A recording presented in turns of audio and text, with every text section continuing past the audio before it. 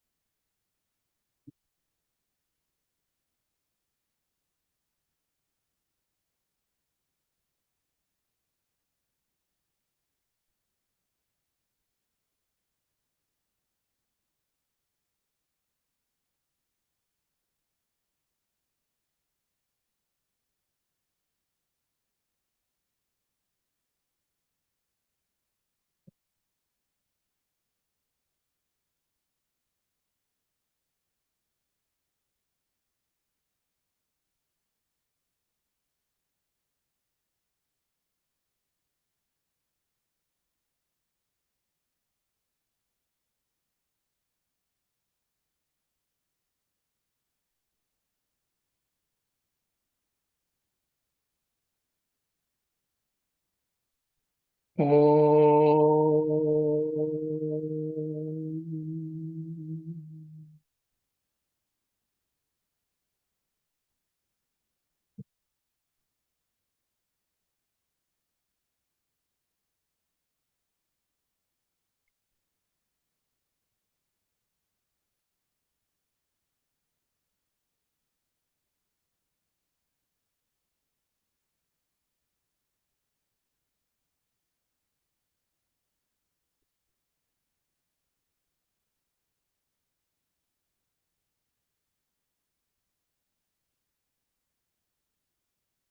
The Holocaust of attachment. So last week we read the entire preface, and preface basically explains to us what is this book all about. So it is about attachment, and every human being is a victim of attachment. You may know it, you may not know it. And as we go along, you will get more clarity about concept of attachment.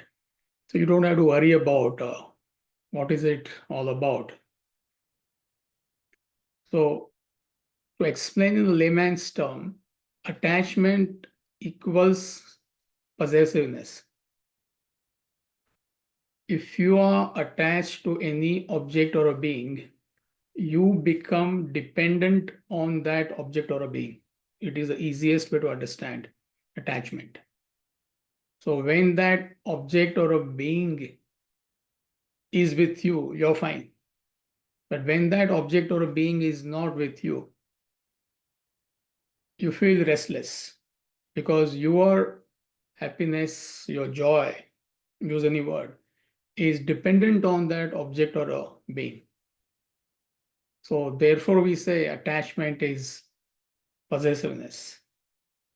You may be in contact with the world 24/7 and you may not be possessive at all. That's the misconception. Because opposite of attachment is detachment. And detachment is not indifference. That is where it is misunderstood. You may be with the person 24/7. You may have all the money in the world. You may have all the power in the world. But you're not dependent on it. So in attachment, to begin with, you start sending thoughts to the world, to the objects and beings of the world. And that process takes a while. It goes on for a long time. And when the thought flow is really thick, flowing from you to the objects and beings of the world. So that thick thought flow in technical parlance, Vedantic parlance, is called as attachment. So you become dependent on that object or a being. It could be it could be object. And then how it wreaks havoc in your life. So that's the concept all about. That is the book all about. So the format of this book is going to be, last week somebody had asked that question. We are going to go chapter wise. There are 7 chapters, and each chapter has got specific number of topics. So each session approximately will be covering 2 topics depending on the length of the topic. And I'm going to give you enough time in the end, maybe 5 minutes each session, to clarify your doubts from what is going to be discussed in each class. But the ideal way to ask question is send your questions to me, because twice a month we have exclusive question and answer session. You can see it on the screen. Raji, can you project that? So you can note down that email. It is questions@vedantamidwest.org. Now Raji is going to project that on the screen. Yeah, send your questions to questions@vedantamidwest.org. So twice a month on Thursday, 7 to 8 p.m., we have question and answer session. So there is no need to impulsively ask the question. So you can go home, think about the concept, and if you feel you need more explanation, please send your questions to this particular email ID, questions@vedantamidwest.org.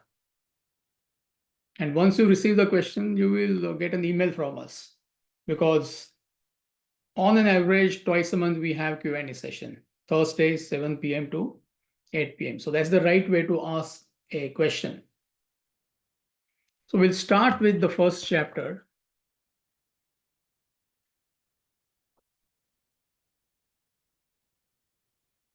It is called the human mechanism.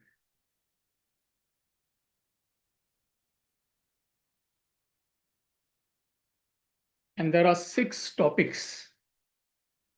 The 3 species, topic 1, the role of the intellect, power of the mind, nature protects, the traffic of life, the law of nature. These are the 6 topics. So we'll start with topic number 1, the 3 species. So we're going to hear Swamiji read the book. It's pre-recorded. So Raji, please play the entire first topic, the 3 species.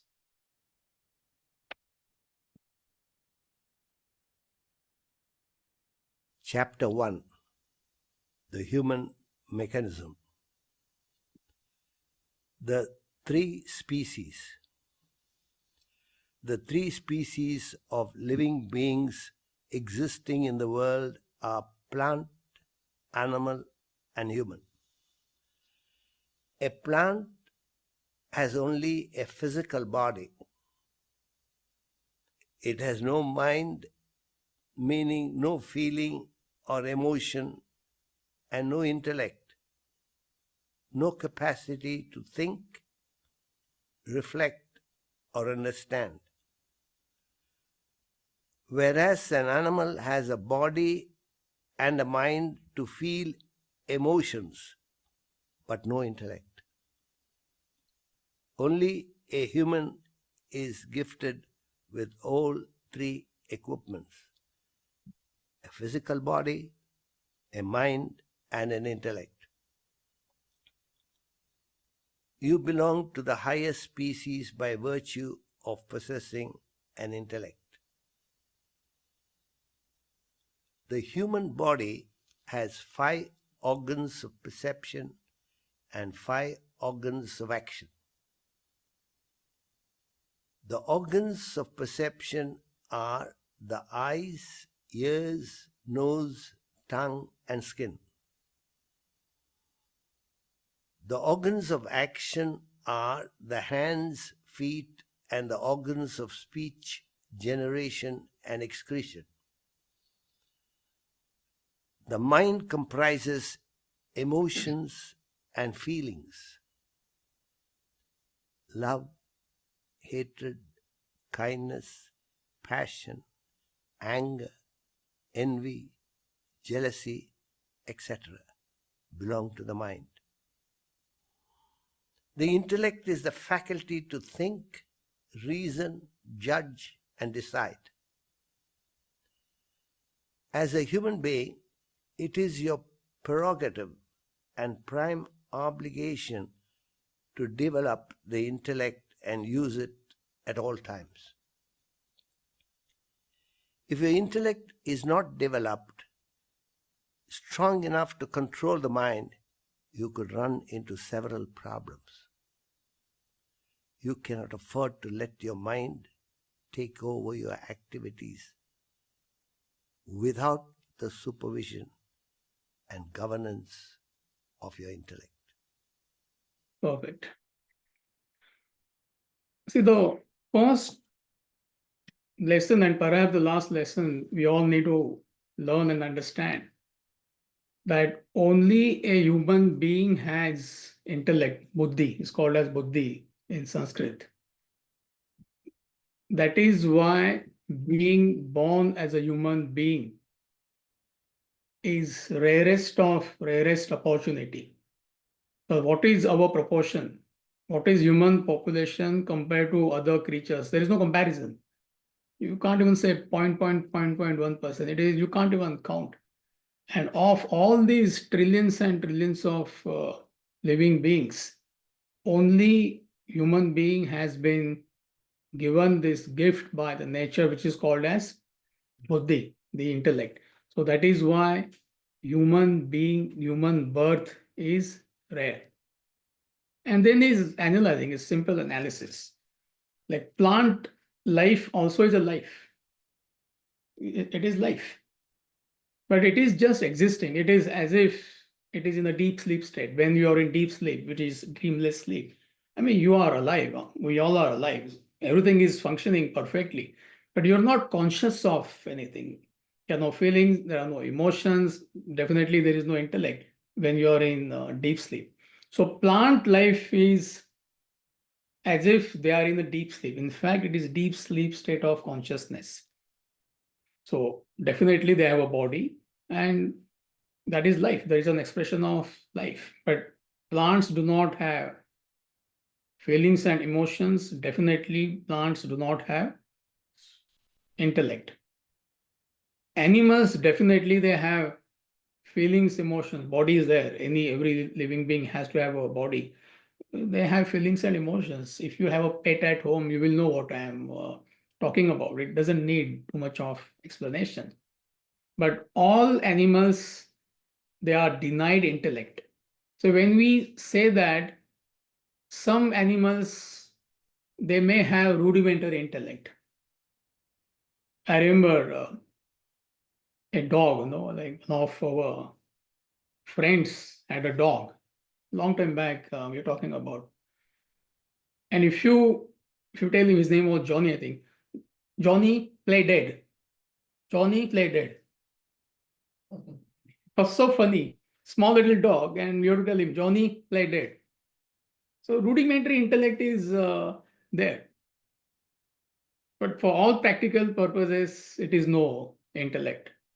But human being has, of course, a very fine body, feelings, emotions. Your emotions could be positive, your emotions could be negative, they could be noble, they could be gross. That every human being has emotions. And only a human being has got the intellect.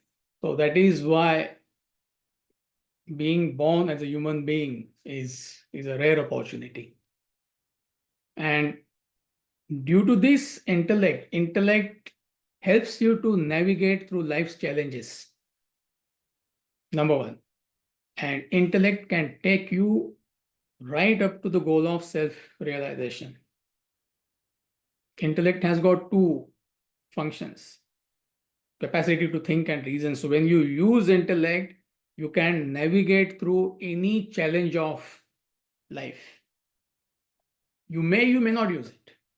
If you are being bogged down by life's challenges, that means you are not using your intellect. You have not used your intellect in your life. It's a clear indication. It is cause and effect. That does not mean you don't have the capacity. So intellect helps you to navigate through life's challenges, and it can take you right up to the goal of self-realization. And no human being is denied this opportunity. Nobody has a handicap. Nobody is at a disadvantage. Everybody has got equal and same opportunity. So that's true freedom. Every human being has that freedom, that potential, that capacity.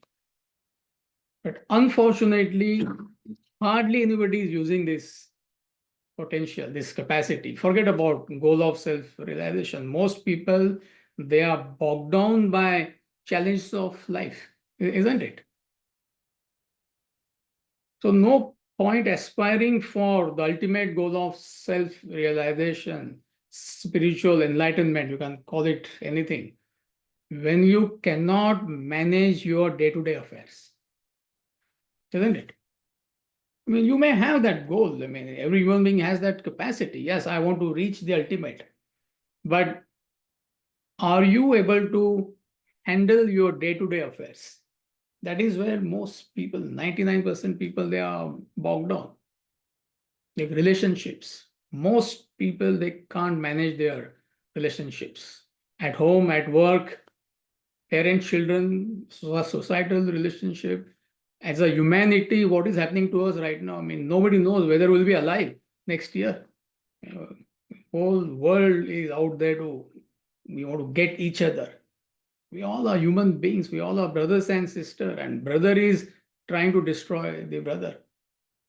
Now, what goal of enlightenment we are talking about? So, no point aspiring for the goal of self-realization. When I say that, obviously every human being should do that. But problem is you cannot even manage. If you cannot manage your day-to-day affairs, I mean, how can you reach the ultimate? So you may be bogged down by relationships. Another person may be bogged down by the finances. What is the debt of America? Forget about individual level. Average American owes something like $10,000-15,000 to the credit card companies, isn't it? It's crazy. Or you may be lost in indulgences, or you could be lost in emotions, positive or negative emotions. Attachment is one such emotion. Or you could be completely caught up in acquisition and enjoyment, that craving. So that is what it means that intellect helps you to navigate through life's challenges. And due to weak intellect, the effect of weak intellect, what happens? Due to weak intellect, most people are caught up in the world. The word we use is samsara, terrestrial entanglement. Contacting world is not terrestrial entanglement. That is a misunderstanding. You may be the most powerful person in the world and completely free internally. But due to weak intellect, most people are entangled in the world, caught up in the world, and mind remains agitated. And calm mind is a prerequisite for study and reflection. Are you getting it? And then the paragraph explains the basic things. You can, it was read just now, that every human being has a body. Body has got organs of perception and organs of action. Then there is mind. What is mind? Feelings, emotions, likes and dislikes, wants and wishes, whims and fancies. Then every human being has a intellect. Intellect is capacity to think, reason, decide, analyze. So every human being has that. So you have to understand human constitution. That is why he is explaining that. It's like you get a new car. What is it that you need to know before you start driving the car? I know it's a common question, but you'll be surprised. Some people don't even know the basics. Once you get a car, what is it you need to know? Especially today's car, advanced car. You get an EV. What is it that you need to know? How does it function? Mm-hmm. Anyone? Read the manual. Yeah, you need to know the basic functions. You need a license. Yeah, of course, but you need to understand the basic the features. I think 7, 8 years back, when we had gone, I think, for the retreat of 5, 6 years back. One lady, she came, somebody we know. She came in a nice car, and that car is famous for its, that time it was famous for its advanced cruise control. So casually asked that lady, do you, it's fascinating, this cruise control. So she asking me, what is cruise control? I mean, it sounds very rudimentary. She's driving that car for 5, 6 years. She doesn't know what is cruise control. We are living our life, right? Hardly anybody knows the existence of intellect, which is a cruise control, which is the steering wheel of our personality. So therefore, it sounds very basic, but you have to know, we all have to know the human constitution. So that's what he's explaining. So, simple topic. Any doubts? Onliners, all clear? Yeah, please. How can we be a victim of positive emotions? Radha is asking, how can you be a victim of positive emotions? That's the challenge. Negative emotion, you're a victim. I mean, I don't have to explain to you. Jealousy, anger, Positive, victim of positive emotion is attachment to husband and children. I'm not talking about you. Generally, I am talking about emotion towards your child, own child, is a positive emotion. Yes or no? But if you don't have control on that emotion, what happens? You will end up ruining your children's life. This is what most people they are doing. Indiscriminate pampering. You don't hate your child. You love your child. Nobody loves child the way you love. But if you don't have control on that emotion, you will end up pampering that child and it will be a spoiled brat. Some of us were perhaps growing up, I don't know. You're getting it. Attach the emotion for your religion is a positive emotion. But what is happening today? Fanaticism. I hate you, you hate me because of religion, not because of religion. That fanaticism to the religion. You may have your own political views, but today what is happening? Half the country is hating another half the country. You getting it? We are experiencing it right now. This election is what? Nothing wrong in, you may feel towards whatever values you want to uphold as an American. But if intellect is weak, then that positive emotion becomes a negative emotion. You become emotional. But it's a good question. Negative emotion, we all understand. It is positive emotion, that's the problem. And anybody having negative emotion, I don't think such people will get attracted to Vedanta. You have jealousy, you're violent, and you want to learn Vedanta. I don't think so. So 99.99% have positive emotions, but you are a victim of your positive emotions.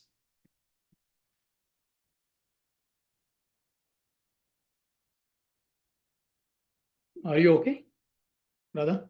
Yes. Group is okay, onliners. So we are having this class is a hybrid model in person. So about 10, 12 people are attending in person and rest are attending online. How can positive emotions to scriptures can hurt you?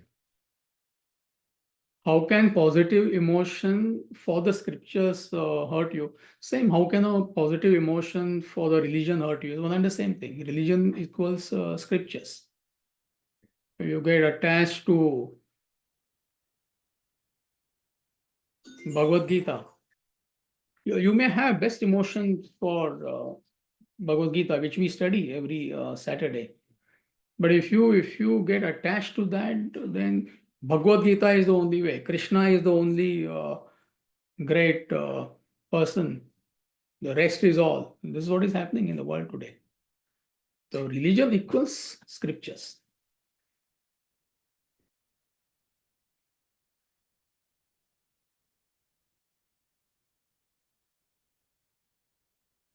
And also you may get attached to that positive emotion, meaning you may not get attached to it, but also you may start indulging in that positive emotion.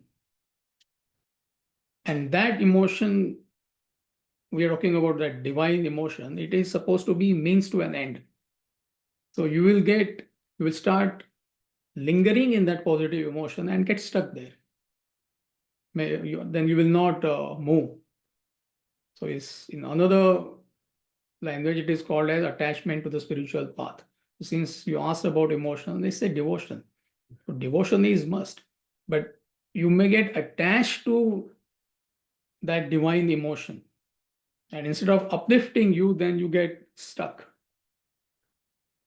You create more desires, you add more desires, positive desire. And ultimate state of perfection is human being minus desires equals the state of self-realization. So you start lingering in that emotion. You start enjoying that emotion per se. You get attached to that emotion per se. And then you get stuck.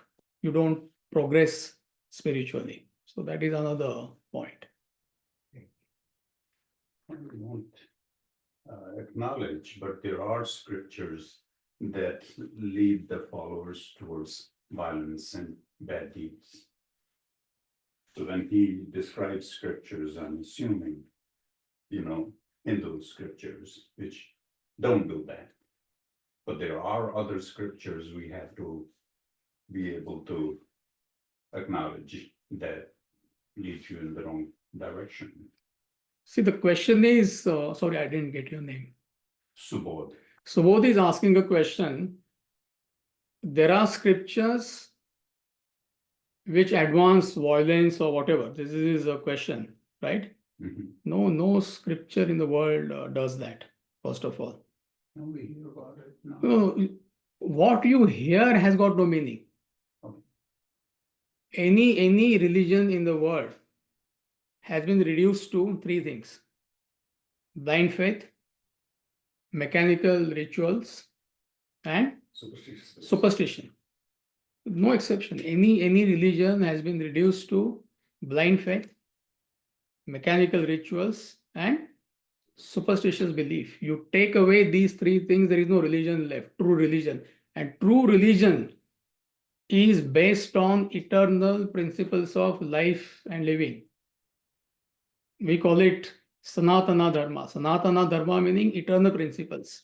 So these eternal principles are same for any religion, whether it is Christianity, whether it is Islam, whether it is Hinduism, whether it is Sikhism, whether it is Judaism, right? So all these great masters, they just educated humanity on eternal principles of life and living. These are truths, all-time truths. When we say eternal truths, meaning they are applicable at all times, past, present, future, and to all human beings. It's like law of physics. Now, somebody may misunderstand law of physics and may mess up that. So you can't blame law of physics or somebody who taught law of physics for that. So hardly anybody, 90%, 99% have no clue of what their religion is. Zero clues, absolutely zero clue. So no religion advocates anything negative. How can they do that? It is a misunderstanding of that religion which has created colossal chaos in the human society, in the world.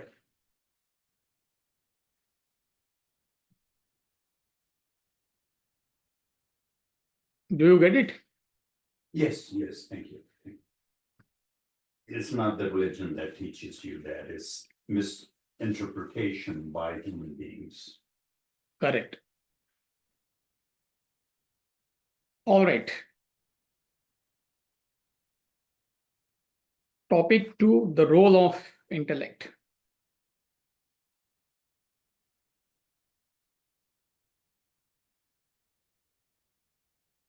The role of the intellect. Here is a simple example to drive home the importance of employing the intellect. Offer a sweet to a diabetic person who's fond of sweets. If his intellect is weak, his mind, with its fondness for sweets, would reach for it. He would consume it.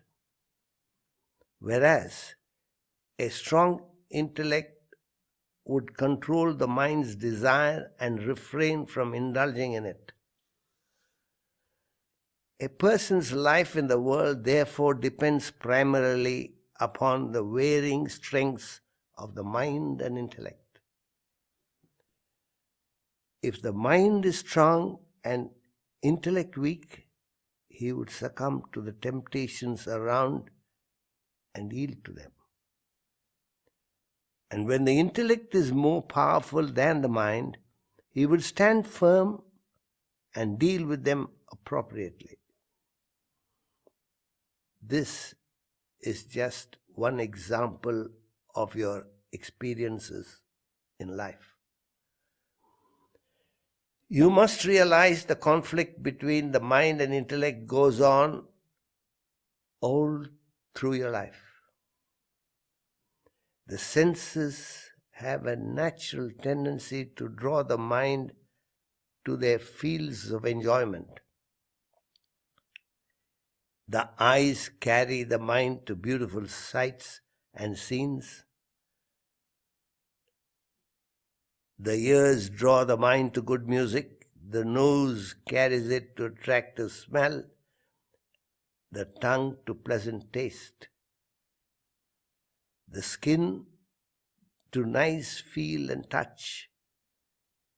Thus, all the five senses enchant the mind to indulge in their respective sensual pleasures. One needs a powerful intellect to be aware of the impact of such sensual attractions upon the mind and protect it from their enchanting influence. So you have to master this example. A grave problem humanity faces around the world. So which example you have to master to understand the concept of mind and intellect? We have heard it 100 times. Which example? Straight to a diabetic. Yeah, you offer a sweet to a diabetic patient, right? Or maybe whatever, your sugar is high. So naturally your mind feels like having that sweet. I think nothing wrong. You're not committing a crime if you want to eat a sweet. But if you are a diabetic patient, and if you succumb to that temptation, mind feels like having it. And only if you have a powerful intellect, it can override the mind and say, no, hey, I will get into trouble if I eat that sweet. But if intellect is weak, you will succumb to that feeling, that temptation, and you will get into trouble. But if you don't have diabetes, you're not overweight, you're fond of sweet, and once in a while you want to have it, why not? But it is sanctioned by your intellect. So it's not that you have to say no. It could be yes, it could be no. But all your activities, is giving one simple example. All your activities, all your decisions, whatever you do in life, it has to be filtered through your intellect. Intellect should say yes or intellect should say no. It is very simple example. You can really take it to a complex example. Do I really, you may feel like buying a big house. Is it wrong, that feeling? No, mind feels like. But then intellect has to analyze. I mean, do I have the income to support that? What will happen if I lose my job? Do I have some backup to support that? Can I afford the maintenance of that house?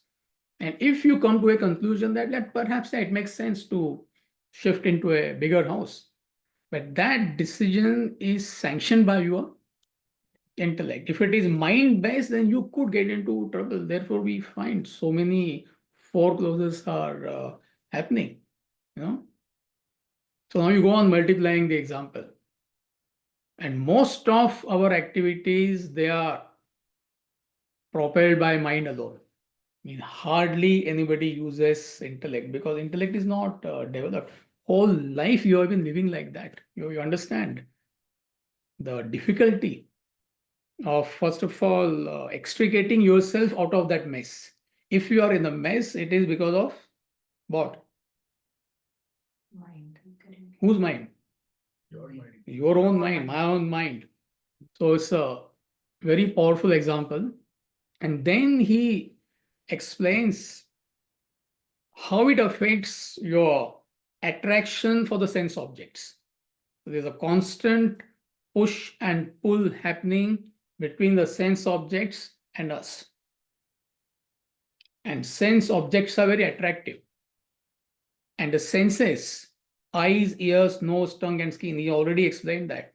So the senses, five senses, they have a tendency to get attracted towards the sense objects. So there is a push from within. If you have desire, and we all have desire for most sense objects, and sense objects, they are pulling us.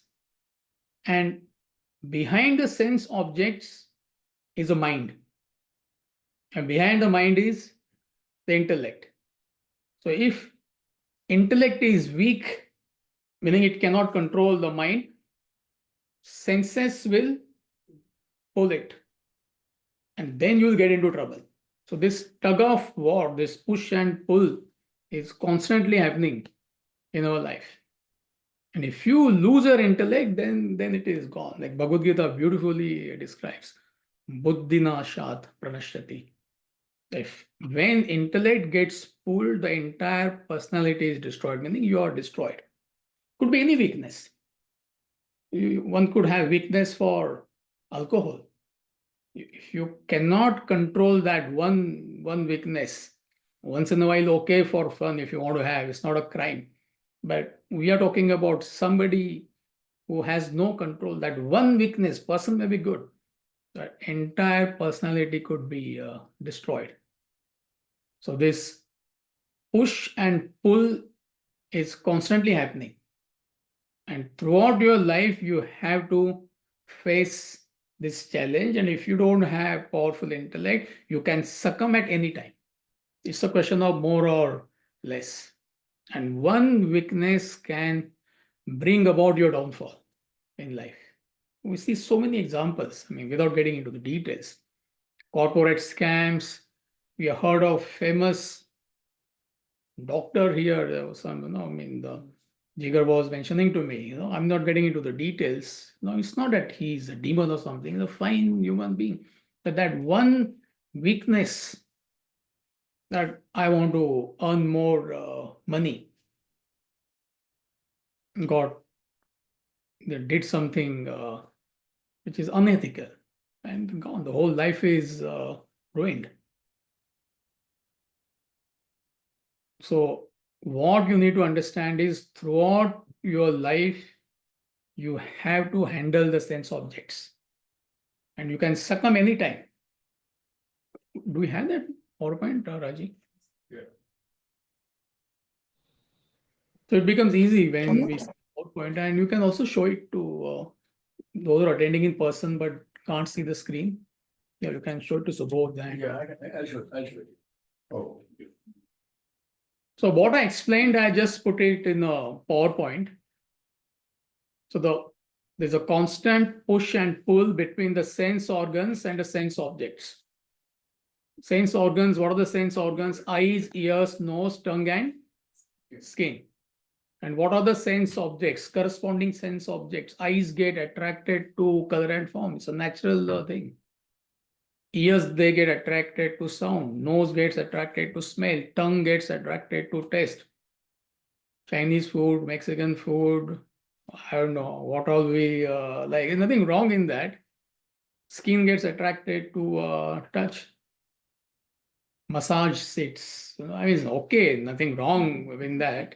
But just giving examples. This morning, every morning or 4 times in a week, I go to the gym, and they have introduced the massage chairs. And Jager will know what I'm talking about, or when those who go to Lifetime, recently they introduced 5, 6, and they have written there 10 minutes per person. And usually you find somebody goes there, gone, finished. He's sleeping, he's enjoying, and we all are waiting. When is he going to get up? Simple example. I mean, nothing wrong. We feel like having a good massage, But you're not even aware that there are others are waiting. And when it is written, 10 minutes per person. So one such example. So sense objects means objects and beings of the world. So there are sense objects, they are attractive, we make them more attractive. And sense organs, they have a tendency to gravitate towards the sense objects. That's what you see there in the PowerPoint. So these are the sense objects. These are your 5 senses. Behind the senses is the mind. And behind the mind is the intellect. So this is that tug of war is constantly going on, isn't it? If somebody offers you that nice ice cream, that tug of war will go on. I'm giving simple example. See, it's not that you should not have. So it's fascinating, and one such weakness is enough to bring about your downfall. And most people, or good many people, they have weakness for all 5 senses. So therefore, you find a lot of people live beyond their means. You get the connection. Because you cannot handle that attraction. Mind overpowers. Your income is $100,000 per year, for argument's sake. Your expenses could be at a level of $150,000. Another person may have income of $250,000, but his expenses are at $500,000. Usually this is the case. So you may end up living beyond your means. But this is what wealth can buy. Nothing wrong with wealth. Without wealth, you cannot sustain life. But what can you buy with wealth? New people should answer. With wealth, see, there are people who say there is what is there in wealth. Usually they are frustrated people. You don't earn wealth, then you try to philosophize, right? Without wealth, how can you survive? But with wealth, what can you buy? Answer is there right in front of you. Sorry, I shouldn't have said this. Basic necessities. Yeah, what are they? To start. You're right, but what are they?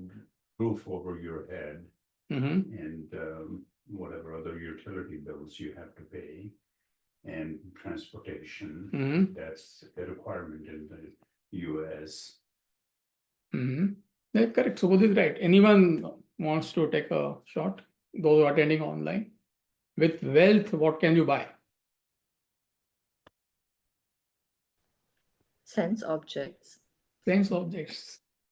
Excellent. Is there. Mhm. Period. There is nothing more than, and you can't say you don't need sense objects. How can you survive without a sense object? Car is a sense object. This is what Subodh is saying. I mean, how can you survive without car, especially in Detroit or anywhere in America?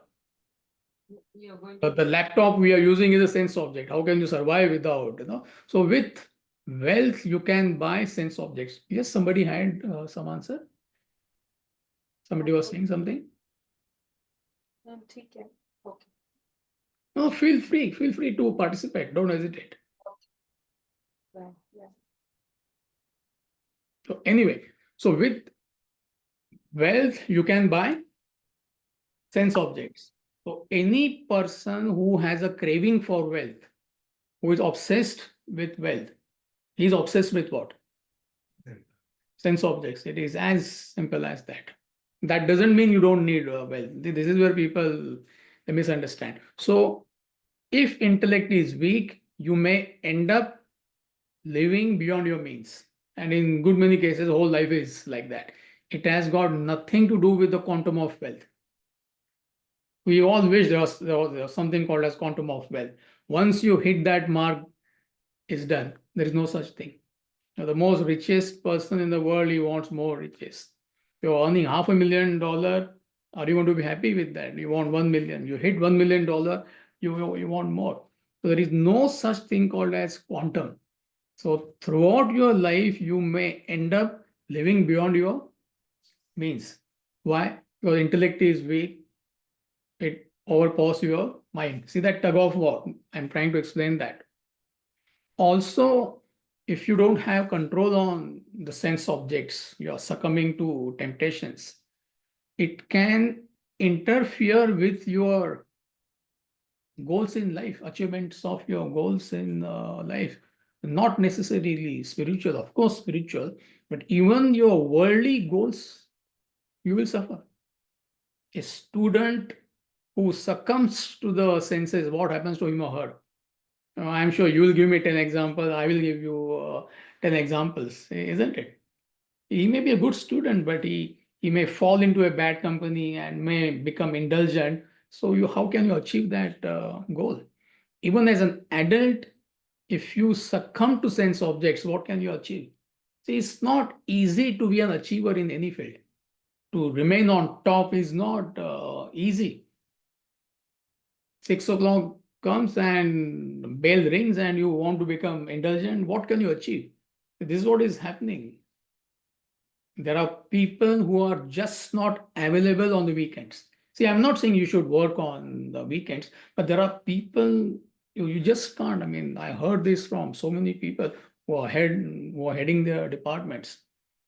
Somebody's skiing, somebody's boating, somebody's, I mean, it's not wrong to go on a vacation, but is that kind of a life you want to live? So how can you be an achiever? Not to talk about spiritual goal. So if intellect is weak and you succumb to sense objects, it can interfere with the achievement of your goals, worldly goals as well as spiritual goals. And also you remain an agitated person, isn't it? Because you want always something. You get iPhone 15. You should be happy. There's nothing wrong in getting iPhone 15. They introduce iPhone 16. What happens? Hmm? You want that. No, you get iPhone 16. You want, I don't know, now some M4 chip with AI something is coming, and you're eligible only if you have 15 Pro Plus. What are the models? 15 and 15 Pro Max. Pro Max. Apple Intelligence. only on that. But you did not get me Pro Max. You got me only Regular one. regular one. You see my frustration now. A simple example I'm trying to give you. So you remain an agitated person if you have that weakness, and also that sense pursuit agitates you. You can never be mentally calm. So constantly you're thinking about indulging. What next? What next? What next? So this is the analysis of that pursuit of sense objects. Are you getting it? Please continue. Last paragraph.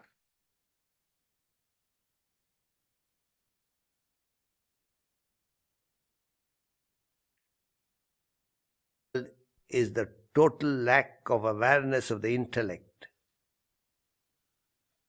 As a result, the intellect remains neglected, unattended, undeveloped. And there is a constant clash between the mind's incessant demands and the feeble intellect's resistance. If, however, the intellect is well built and strong, it would exercise its control and avoid the mind's excessive indulgences in the various facets of life. Hence, it is of prime importance to develop the intellect from early childhood, render it powerful to govern the vagaries of the mind and direct the senses appropriately. So, second paragraph, the most important sentence is a grave problem humanity faces round the world is the total lack of awareness of the intellect. It's extremely difficult. Even when we are discussing, most of you are familiar, but those who haven't heard this word, they think it is intelligence. I mean, don't you know my degrees? I mean, I am PhD, I am double PhD. It has got nothing to do with intellect. Intellect is the capacity to manage your mind. This is the very definition of intellect. So most people, unfortunately, they are not aware that there is something called as intellect, and which has to be developed. That's the problem. Everybody has intellect. As a human being, you have to have an intellect. This is how we started the talk. Then what is the difference between us and other creatures? We only have intellect. But that intellect has to be built by our own efforts. And it has to be done right from early childhood. So since there is no awareness of this, nowhere it is even talked about. Parents, they themselves don't know. So they don't educate their children on strengthening their intellect. The schools and universities, they don't know. So they just give information, knowledge, which is necessary. But there is no program in the world to build the intellect. There is no awareness. So that's the problem humanity is facing. And what we see happening in the society is a reflection of that. All the mental related issues, depression, loneliness, or it could be at a collective level, like confrontation, conflicts, wars, two people not able to get along with each other. All these are the symptoms of weak intellect. So that's what he's telling us. That's the problem. That lack of awareness of the intellect is the problem, which makes it difficult for us to understand and strengthen our intellect. So hardly anyone understands the existence of the intellect, number one. Once you understand existence of the intellect, then comes the question of how do I strengthen my intellect? You're getting the connection. So the purpose of this study class is to make you aware of the intellect. Number one, understand, second point, that you have neglected its growth. and therefore you need to put efforts to strengthen your intellect. See, I repeat, the purpose of this study class, whether you are doing e-learning, whether you are attending here, you're reading the book, there is no other purpose. 3 points.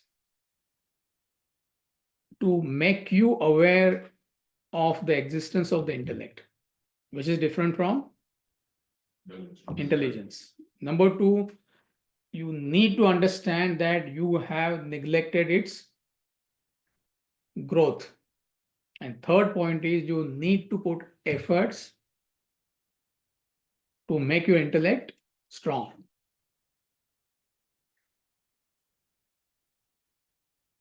And that's what he says. Hence, it is of prime importance to develop the intellect from early childhood.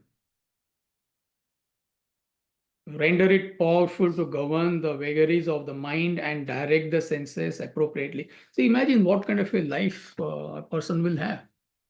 That by the time you are 16, 17, you are well equipped with a strong intellect to face life. That was the tradition. But since that tradition was broken, this is a price we are paying, all of us are paying, either at individual level or collective level. Individual level, what is happening? Stress, strain, worry, anxiety, conflicts between two partners. Why can't two people get along with each other? It's a basic requirement. It could be your personal relationship, it could be your professional relationship. As a community, why can't we live with each other peacefully? So all these are repercussions of consequences of effects of not having a powerful intellect. Now, the entire focus is just on information, information, information, which is required. It cannot be at the cost of the intellect. So you must become aware of this. First of all, you must strengthen your intellect. Doesn't matter, even if it is late. Ideal time is when you are young. But that doesn't mean you cannot do it now. Better late than never. So till you develop strong intellect, you must surrender to somebody who has a powerful intellect, relatively speaking. So that is where we get guidance, higher values of life and living, which is nothing but scriptures.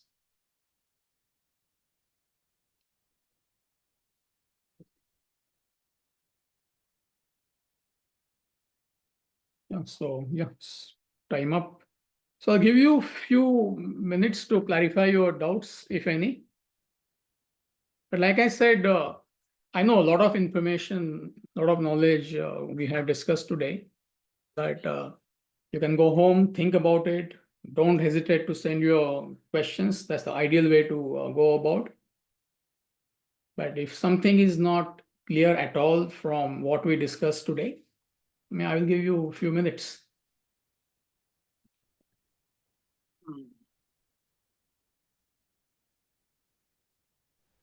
Amiji, can you maybe elaborate one more time about the push?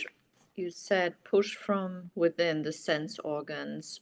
Is this when you said this is this what next question or? No, the push and pull is very simple. Let's say you are fond of Swiss chocolates, just for an example, right, to explain the concept. And the way it is packed, amazing how they pack it, right? So it is so attractive. The Swiss chocolate is so attractive, which is a sense object. And you are fond of chocolates, Swiss chocolates. And the way it is packaged, it becomes more attractive. And let's say you have a sugar, or doctor has told you borderline, you have to be careful. So you are really trying to avoid sweets. And then you are traveling, you take there's a layover in Paris, and you have 2 hours and where to spend time. So you're just taking a walk, and everywhere there are chocolates, Belgium chocolates, Swiss chocolates. So naturally your senses go towards it. You're getting it. And only if your intellect is powerful, you'll be able to control that temptation.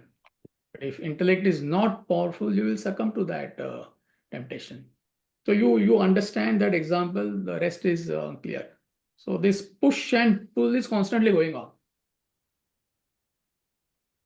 So one person may have weakness for chocolates, another person may have weakness for bigger, third person may have weakness for watches, expensive watches, whatever it may be.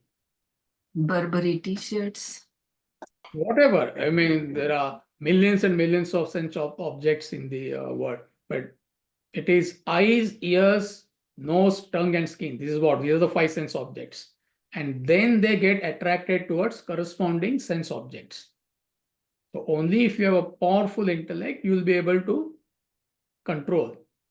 It's not that you have to say no or deny, but it cannot be at the cost of your health. It cannot be when you cannot afford, you want to acquire them and get into trouble. So as long as intellect calls the shots, there's nothing wrong in that. Nothing wrong in contacting sense objects, nothing wrong in acquiring and enjoying them, as long as they are not interfering with your goal in life, either material goal or spiritual goal. Who was the questioner? I couldn't see who asked the question. Yeah. Okay, yeah. So did I answer your question? Yes, thank you. Magdalena. Okay. All right. So any more doubts? Hey, Swamiji, my name is Dhananjay. I want to ask a question. Yeah, please. It may not be very related, but like as we mentioned always, like there were like, so my question is like, was there any time we human has like a good intellect in history? Like you said, like we are losing. I mean, not you said, like people. I mean, in our society, like okay, there were time now, like time has changed. There are things becoming worse. So yeah, so I'm asking, like, was any time in history like we have really like good intellect or like powerful intellect, the things, because other things has always happened in the historically, like even if you see the civilization or other things. So You can clearly see the degeneration of intellect in past 20, 30 years is more dramatic. When did you hear, when you and I were growing, that children are upset or depressed? Unheard of. Unheard of. That concept itself was not known, right? But now it's becoming a major issue.